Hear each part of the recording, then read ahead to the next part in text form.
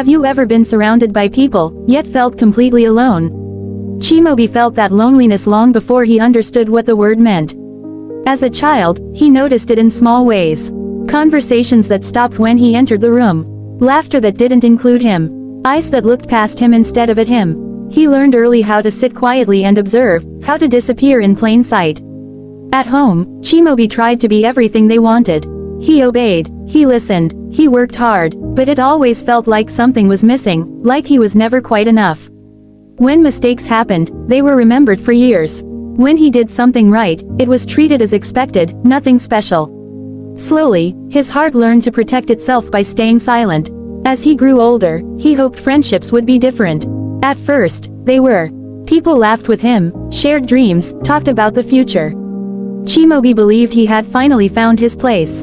But life has a way of testing bonds. When Chimobi faced difficulties, financial struggles, personal confusion, emotional exhaustion, those same friends became distant. Messages went unanswered, promises were forgotten, he watched relationships fade without explanation. Loneliness has a way of changing how time feels. Days felt longer, nights felt heavier. Chimobi often sat by himself, listening to the sounds of the world outside while his own thoughts grew louder inside. He replayed conversations, wondering what he had done wrong. He questioned his worth, his value, his purpose. There were moments he felt angry. Angry at people, angry at life, even angry at God. He had prayed, yet things kept falling apart. He had believed, yet rejection followed him everywhere. Sometimes, he wondered if God had forgotten him. But something kept him from walking away completely. Late at night, when the world was quiet, Chimobi found himself speaking to God in whispers. Not the kind of prayers he heard others pray, confident, bold, full of certainty, but broken prayers. Honest ones. Prayers that said, God, I'm tired.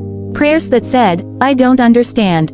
Prayers that ended in silence because there were no words left. Life didn't slow down for his pain. Bills still came. Responsibilities increased. Expectations grew heavier. Chimobi had no choice but to keep moving. He worked jobs that drained him physically and emotionally.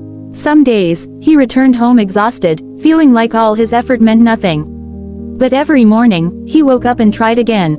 People around him didn't see the battles inside him. They only saw the quiet man who kept going. Some mistook his silence for weakness.